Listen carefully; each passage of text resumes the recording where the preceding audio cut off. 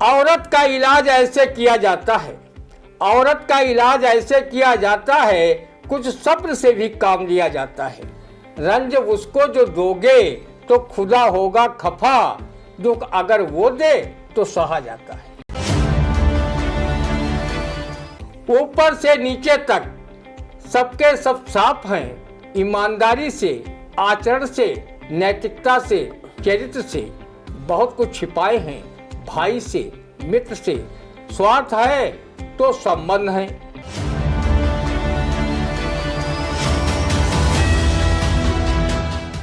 नमस्कार, स्वागत है आप सभी का आई इंडिया के खास शो रद्दा में। खबरों पर अंदाज चलाने के लिए आई इंडिया के स्टूडियो में मौजूद है वरिष्ठ पत्रकार, कवि एवं रंगकर्मी ज्ञान प्रकाश सिंह प्रतीक जी। तो प्रतीक जी, आपका बहुत बहुत स्वागत है आई इंडिया के स्टूडियो में। आज की पहली खबर की शुरुआत करेंगे, जहां पंचायती राज मंत्री ओम प्रकाश राजभर ने कहा है कि हनुमान की जाति राजभर है। अब देखिए, हनुमान जी की जो जाति है वो राजभर बता दी गई है, वो बताया किसने? राजमंत्री जी ने। तो इस पर रंदा क्या कहेगा, सुनते हैं भाई एक बार। रंदा ज्यादा न कुछ कहकर ओम प्रकाश राजभर के लिए गोस्वामी तुलसीदास की चौपाई ही समर्पित कर सकता है। जाति मत भ्रम होए खगेशा, मानव पश्चिम हुए दिनेशा। जातिवादी राजनीति करने वाले ओम प्रकाश राजभर अब हनुमान जैसे महान पराक्रमी व आराध्य देवता को भी जाति मकड़जाल में फांसकर उनकी जाति बताने पर उतर आए हैं। आदरणीय ओम प्रकाश राजभर जी देवी देवताओं और महापुरुषों को किसी जात वर्ग में नहीं बांटा जा सकता। ये सब जात वर्ग से ऊपर होते हैं। इनकी आराधना हर जात के लोग करते हैं। वो हमेशा मानव कल्याण कारक सिद्ध होते हैं। रंदा इस मामले में अकेले आपको ही दोषी नहीं ठहरा सकता। हनुमान जी की जात बताने की शुरुआत उत्तर प्रदेश के सीएम योगी आदित्यनाथ ने राजस्थान की एक चुनावी जनसभा में की थी। उन्होंने हनुमान जी को दलित जाति का बताया था। इस बयान पर उनकी काफ़ी थुक्का फजियत भी हुई थी। योगी जी के बयान को लपकते हुए पूर्व एमएलसी बुक्कल नवाब ने कहा था हनुमान जी मुसलमान जाति के थे। तभी आज भी मुस्लिम जातियों के नामों में हनुमान जैसा मान शब्द लगा होता है, जैसे रहमान, सलमान, सुलेमान आदि आदि। लखनऊ के अलीगंज में इसीलिए मुस्लिम नवाब ने हनुमान जी का मंदिर बनवाया था। अब योगी कैबिनेट के मंत्री ओम प्रकाश राजभर हनुमान जी की जाति अपनी जाति से जोड़ते हुए राजभर जाति का बता रहे हैं। रंदा ने अनुभव किया है कि जब किसी बड़े राजनीतिक दल या उसके नेता की चर्चा कम होने लगती है तो वो अपने दायित्व में फ्लाप्सो साबित होने लगता है। तब वो ना जाने कौन कौन से सिगुफेर छोड़कर जनचर्चा के केंद्र बिंदु में आ जाता है।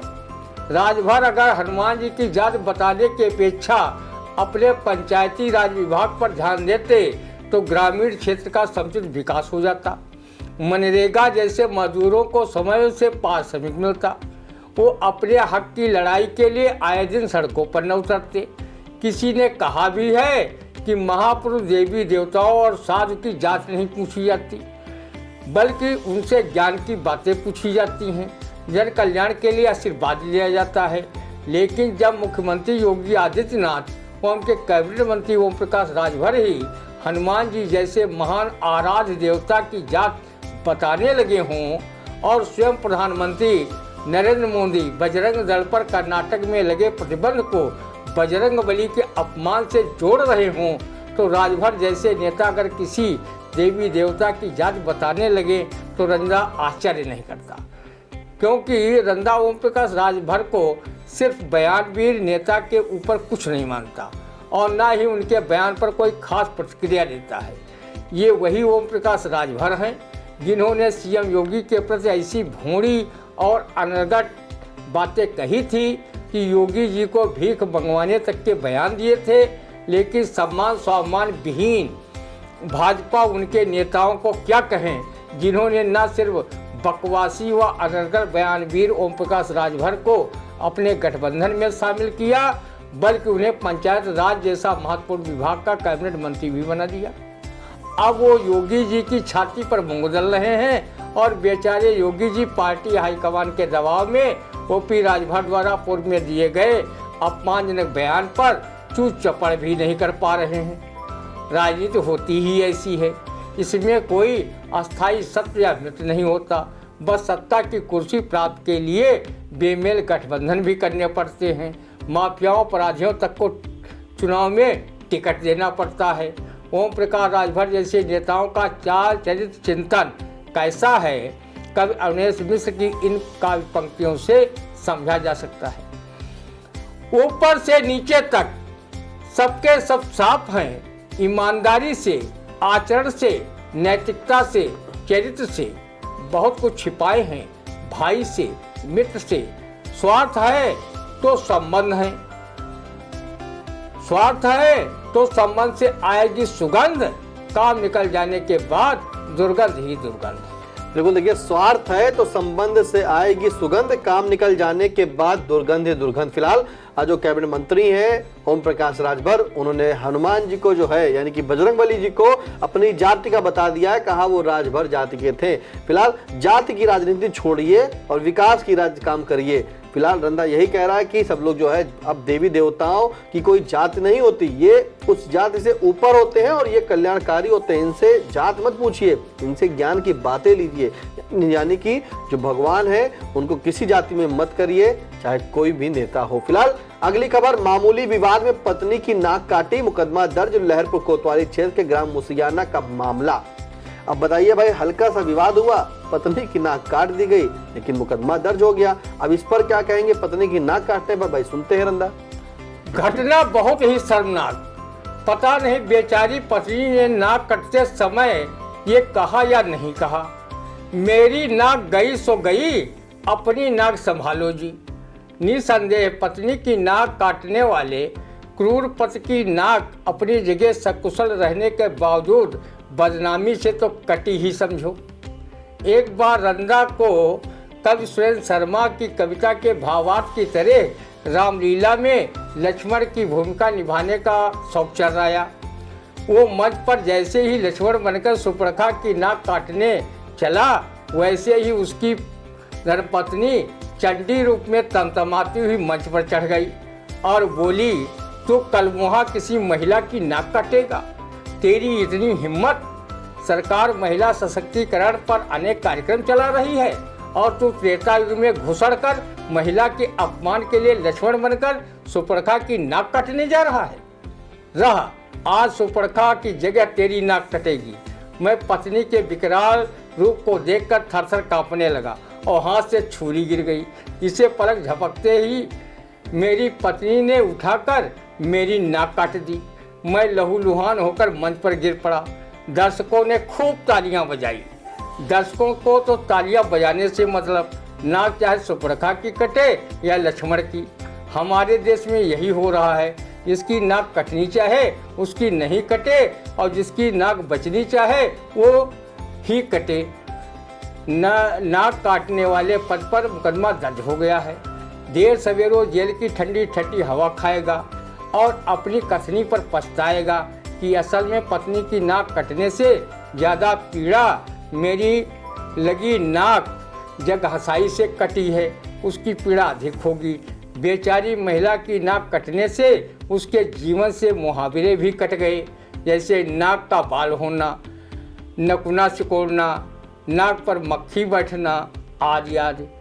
बस एक मुहावरा उसके जीवन में बचा है कि नाक क्या कट गई, मुँह बन गया।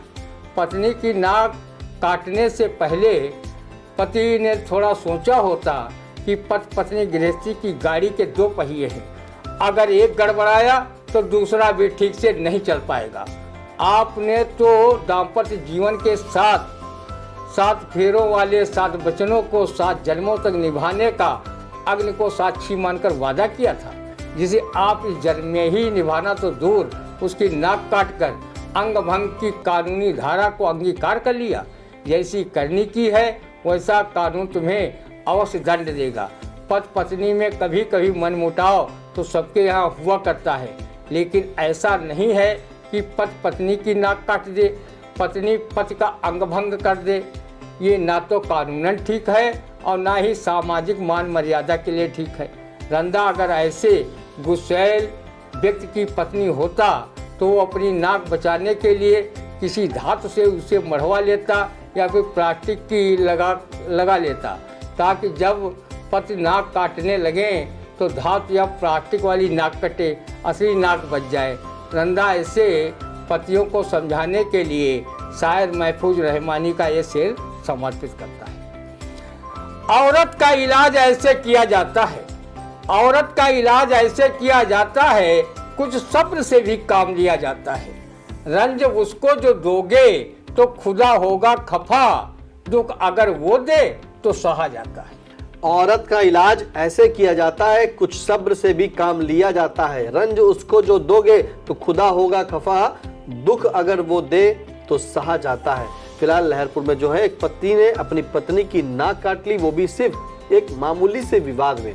फिलहाल पति पर जो है कानूनी शिकंजा कस दिया गया है, एफआईआर दर्ज हो गई है, उसे जेल भेजने की कार्रवाई भी की जा रही है। लेकिन नंदा ने कहा है कि इस तरह के ना कृत्य करें, क्योंकि पति और पत्नी का जो रिश्ता होता है वो 7 जन्मों का होता है और अग्नि को साक्षी मानकर आपने उसे निभाने का वचन भी लिया होता है। फिलहाल अगली खबर, जहां मुख्यमंत्री योगी आदित्यनाथ ने कहा कि कारखानों को बंद करने में लगी रहती थी सपा कांग्रेस, भाजपा ने किया नवसृजन। अब भाई जो कारखाने बंद हो गए थे उस पर आरोप लगा दिया कि सपा और कांग्रेस ही करती है, भाजपा ने तो नवसृजन किया। अब इस नवसृजन पर क्या कहेंगे, सुनते हैं भाई रंदा। आदरणीय सीएम योगी जी, जिस प्रकार औद्योगिक क्षेत्र के नवसृजन पर भाजपा व आप अपनी पीठ स्वयं ऐसे थपथपा रहे हैं जैसे रंदा सरीखे लोग अपनी छोटी मोटी उपलब्धि पर न सिर्फ पीठ थपथपाते हैं बल्कि अपने हाथों से ही अपनी पीठ पर गुड़ मलने का भी काम कर लेते हैं। आप द्वारा अपनी उपलब्धि पर पीठ थपथपाने को लेकर कवि अवधेश मिश्रा की ये कविता रंदा को याद आ गई, जिसे वो दर्शकों को दाल भात की तरह परोस रहा है। हमने आत्म प्रशंसा में अपनी इतनी पीठ थपथपाई, पीठ भी शर्माई, रीढ़ थपथपाहट से घिस गई, आज हम बिना रीढ़ के जी रहे हैं, आज हम बिना रीढ़ के जी रहे हैं। योगी जी, आपकी पार्टी औद्योगिक क्षेत्र में नवसृजन ना भी करती तो भी सत्ता के चरण चुम्बन वाले पत्रकार पूर्ववर्ती सरकारों के कार्यों को शून्य सिद्ध कर आपके नवसृजन को ब्रह्मांड की ऊंचाइयों तक पहुंचा देते। रंदा हमेशा सच के साथ खड़ा रहता है, वो कभी किसी लोभ लालच या सत्ताई हनक की परवाह नहीं करता। पूरा जीवन ईमानदारी के साथ जनहित के लिए जिया है। वो पैसों के लालच में गोदी मीडिया के पत्रकारों की तरह मुजरा नहीं करता। जो बात सच व जनहित में होगी उसकी वो भी खुलकर तारीफ करेगा। रंदा इन काव्य पंक्तियों के भावार्थ पर चलने की कोशिश करता है। ईमान बेच दो टुकड़ों पर, ईमान बेच दो टुकड़ों पर, ये मेरे बस की बात नहीं, मैं सच्चे पथ का राही हूँ, कह सकता दिन की रात नहीं। आदरणीय योगी जी, आपने कांग्रेस सपा पर आरोप लगाया है कि इनके समय में अनेक कल कारखाने बंद हुए हैं और भाजपा ने उनका नवसृजन किया है। रंदा प्रदेश व देश की बात नहीं करता। आपके नवसृजन की सच्चाई क्या है उसका उदाहरण सीतापुर जिले की सरजमी से ही दे रहा है। रंदा सूक्ष्मदर्शी व दूरदर्शी यंत्र लगाकर सीतापुर जिले में भाजपा के कल कारखानों के मामले में नवसृजन को खोज रहा है। वो गधे के सिर की सींग की तरह दिखाई ही नहीं दे रहा है। आदरणीय योगी जी, रंदा खुदा से झूठ न बुलवाए। वो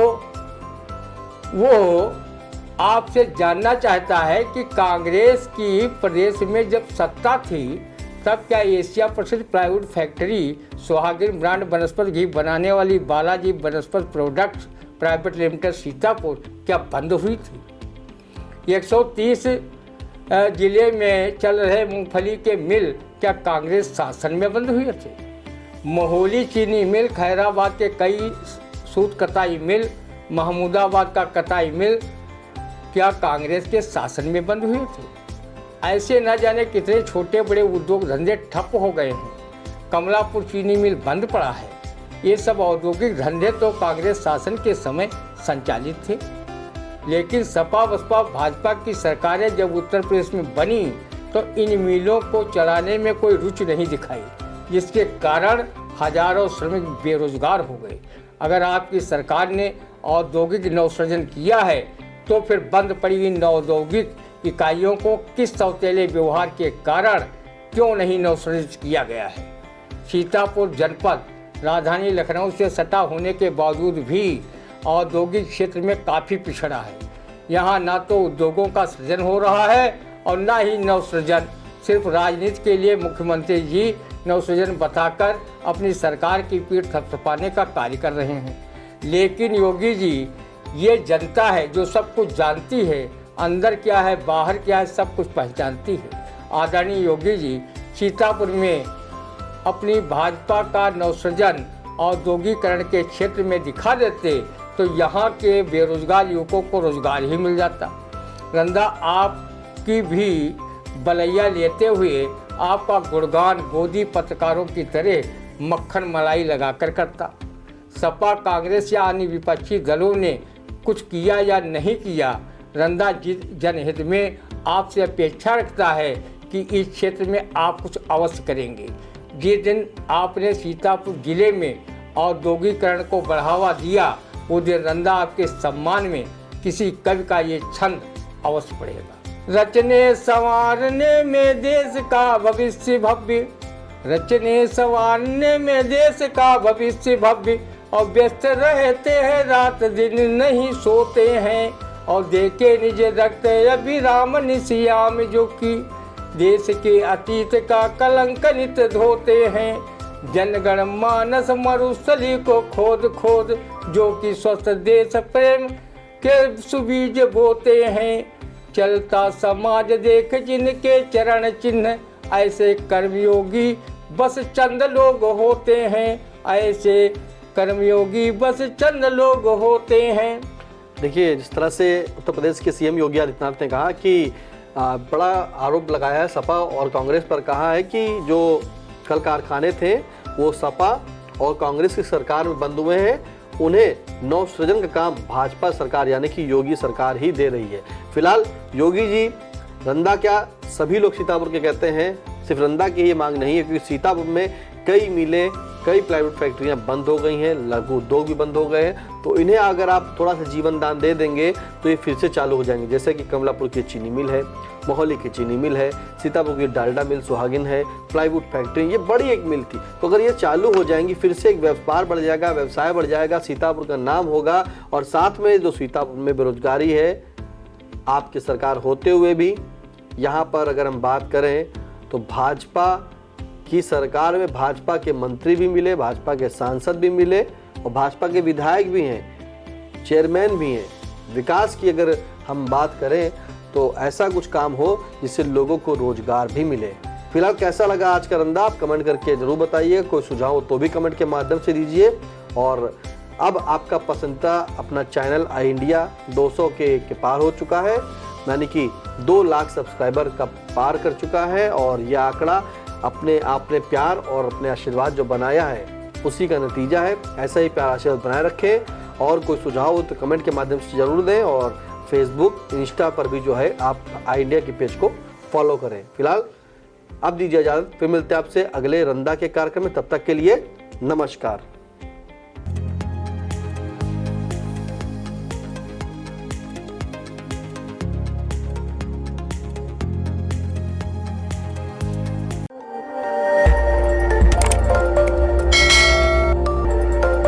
खबर आपकी, नजर हमारी। देखते रहिए आई इंडिया।